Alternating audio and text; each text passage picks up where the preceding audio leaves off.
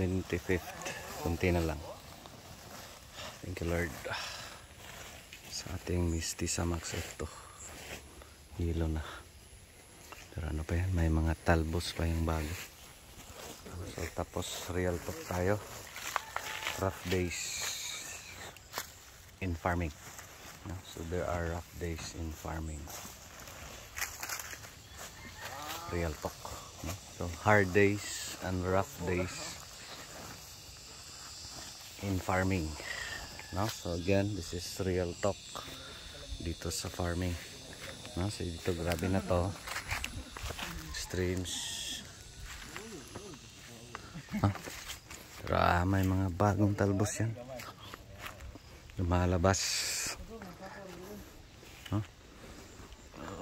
May maraming bulaklak. So dito is parang mag-relax muna to.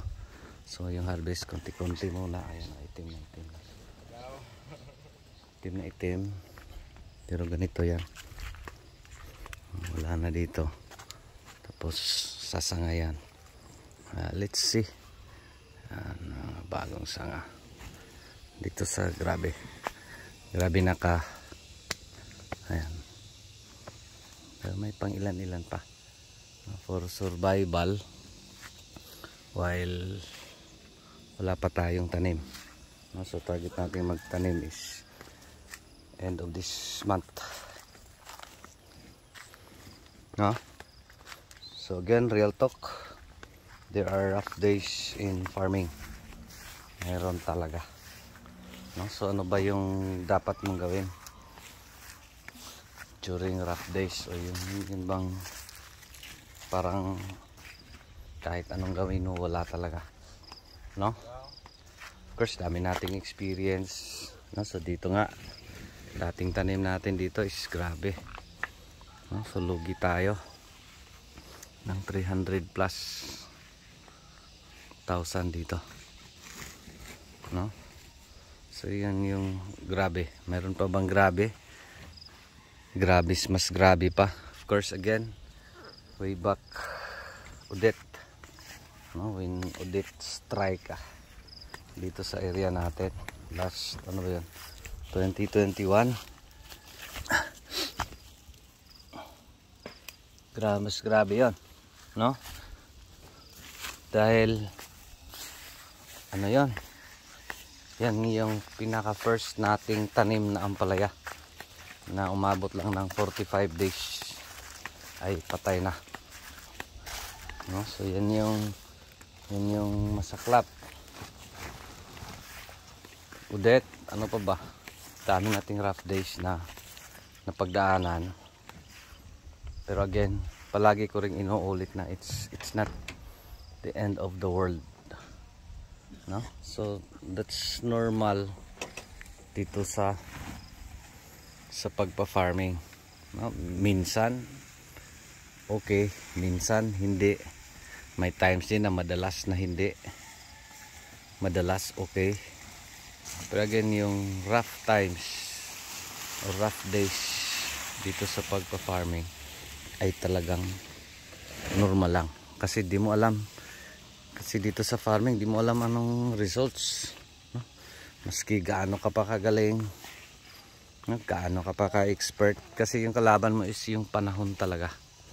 Yung weather conditions, ulan, init, sobrang init, bagyo, mga sakit. So mahirap. So ano bang dapat gawin? Again sa atin is ano lang, laban lang at saka patuloy lang, may araw ka rin. Yun bang mindset na, it's about mindset talaga. It's about sige lang, babawi tayo sa susunod. Sige lang, baka sa susunod. Kasi ito yung buhay natin na uncertain lahat. Di mo alam kung anong mangyari. Yung presyo, wala kang control. Yung panahon, wala kang control. So wala lahat. Sa atin is ano lang, yung principle natin is tanim lang.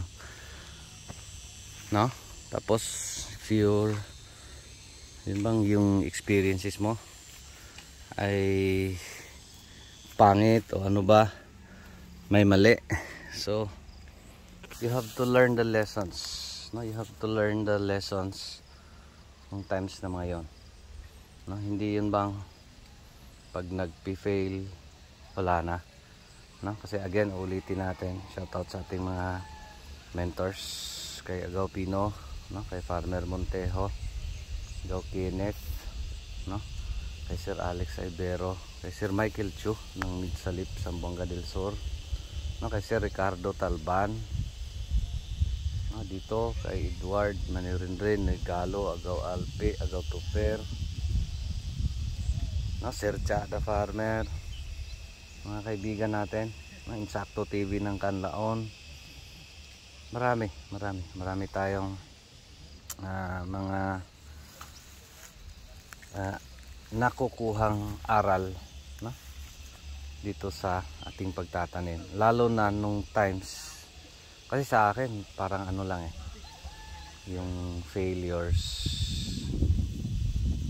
do masakit kasi nga malaki yung pera na mawawala, pero again sa akin is next time ito na naman yung gagawin ko. So sana ko magpo-focus dun sa ano talaga, ano ba nangyari nung cropping na yon, no? So ang gagawin ko kasi parang i-consolidate ko kung ano yung mga problema na na-encounter ko, no? So ganun lang.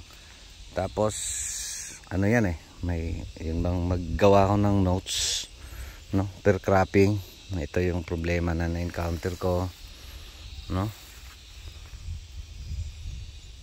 Tapos ano yung mga posible kong gawin the next cropping.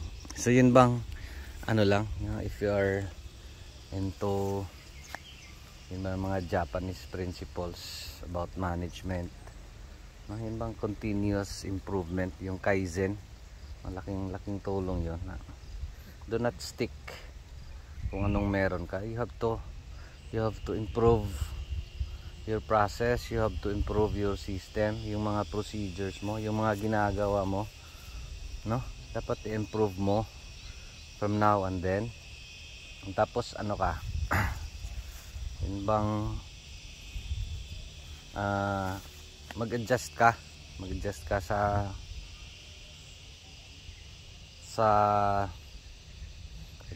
panahon. Wala tayong control niyan, no? Dapat proactive lang, no? Mainit, dapat preparasyon, may tubig ka, of course sasabihin bless na ano tayo, may mga makina tayo, no? Pero nung nagsimula tayo, wala tayo ng mga ganong makina, no? So ngayon ano na yung mga makina natin, yung mga water pumps, ano yan, 5, may mga high pressures na tayo, no? Yung may mga centrifugal lang na mga water pumps, yung pang patag lang, yung pang plain lang. Tsaka meron tayong mga high pressures. Of course, enough na ba yun? Again, hindi. Kasi dito sa farming, if you are blessed, yun bang i-bless ka ni Lord, kahit ano pa yung weather condition, bibigyan at bibigyan ka talaga. And if that is the case, iingatan at iingatan mo. Huwag mong ipagmayabang, huwag mong ipaghambog, no? Kasi darating din talaga yung moments. Yan yung palagi kong sinasabi dati, no? Kung makikita nyo dun sa mga previous nating videos, I am more into motivational, no?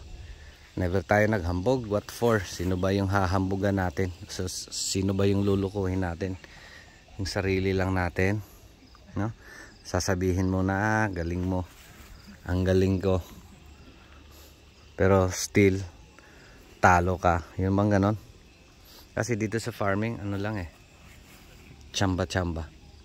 Pero again, ulitin natin, walang sipiat sa tsamba, buhay sipiat sa tsamba, with God's grace and God's blessings, no? So dapat anong mga kailangan mong gawin? Dapat persistence lang, no?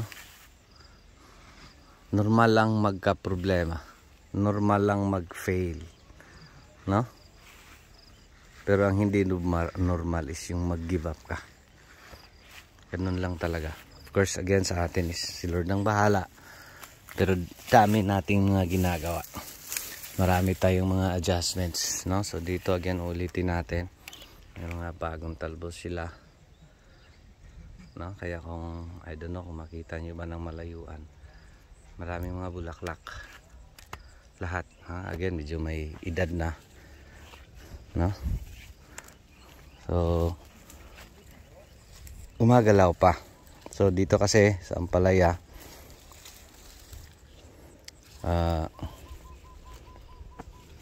mahaba-haba yung buhay. Again, dito is grabe yung weather conditions na dinaanan natin. Again, ulitin natin. Pagbibigyan ka talaga ni Lord. Regardless ano pa yung weather condition. Pag sa'yo na. Yung moments mo na. Sa'yo na talaga. No? So dito ini-expect natin konti-konti, buhay-buhay, no? While wala pang tanim. Dapatin yung management dito. Itong mga dito sa taas ay dapat ipababa. No? May mga mahihinog pa. Ito yung mga ganitong edad. No? So ito yung tinanim natin last May 3 o 3 de Mayo. First ulan dito sa area natin. Tapos blessing na rin kasi may sapa dyan sa baba. Of course meron din tayong connection sa tubig. Pero mas lesser na yung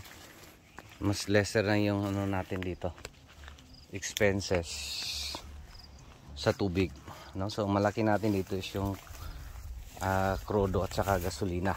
Pati yung mga water pumps natin. Ano yan, diesel at saka gasoline. No? So yung panahon na naranasan dito is bagyo. At saka after nung bagyo, straight init ng 3 weeks. No? So in short, panahon wise is mahirap. Tapos considering yung area natin ay prone to hangin talaga. Pero again, dahil yun nga, pag moments mo na bibigyan ka ni Lord. So dito guys, ano na to, mostly segunda. Kasi ano na, tanda na. Kasi magkatulo kabukag lo. Ito. Pindi ra gining Nilbert. Nasagan, real talk, anong dapat gawin during rough days, during hard days? Laban lang at saka patuloy lang. Ganun talaga. Walang perfect na sistema dito sa farming. Walang, diba yun bang uncertain lahat. Di mo alam, tatama ka ba sa presyo? Mananalo ka ba di scrapping? Matatalo ka ba di scrapping? Pero again sa atin is the best yung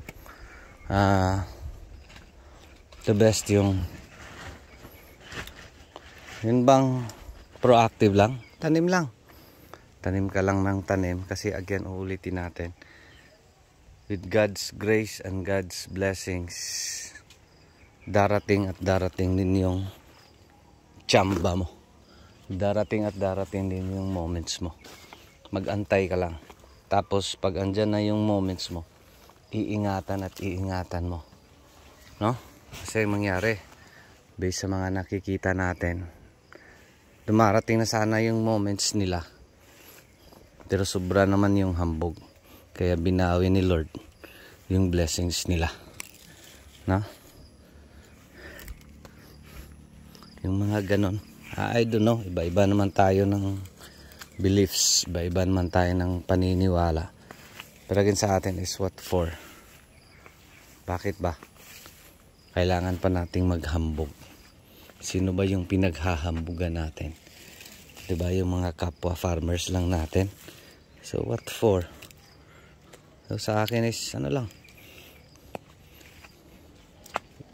If makatulong ka, the best sa kapwa mo. Rather than Yun bang ano, hahambugan mo ba? No? Again dito, may times talaga na maganda. Pero again, uulitin natin, hindi sa lahat ng times maganda yung tanim mo. Hindi rin sa lahat ng times pangit yung mga tanim mo. So, dung times na pangit yung mga tanim mo, ang mga kailangan mong gawin. Be patient lang. No? And push mo lang yung sarili mo. Patuloy lang. Tapos nung times naman na in good times naman na maganda yung tanim mo, be humble. So ganun lang talaga. Lagi dito may mga maliliit tong toy bago. Kasi dati ano to grabe ka crowded, itim na itim. No? So tapos may mga bagong talbos. So ang gagawin ko yan, taproon ko yan. Ayan. Para magsanga siyang bago. No? Since open na siya. Naging open space. So may chance. Pero again yung pagdami, iba na talaga. No? So again, that's real talk. Hoping makatulong, hoping maka-inspire din. No? So dito guys, nakakuha na tayo ng almost 30 tons, no? So approximately almost 2 million yung proceeds natin dito. Of course, dami nating utang babayaran natin. Tapos ayun, bumili tayo ng sasakyan para makadirekta na tayo sa mga buyers. Di na tayo dadaan pa sa mga middlemen. And that's, para sa akin, is laking blessings talaga. No? I do not see it. Yan na yung moments natin. Baka mayroon pang mas malaki pa in the future. Sa atin lang is ever grateful tayo. I'm ever thankful. Of course, sa mga mentors natin, sa mga taong sumusuporta sa atin, sa inyong lahat. No? So laking ambag, laking tulong. No, lalo na yung mga nagko-comments. No, minsan maiirita din tayo. Mga nagko-comments na sobra ka nega. Again sa akin is it's normal talaga. Pinoy kasi. No, pero again sa akin is doon sa mga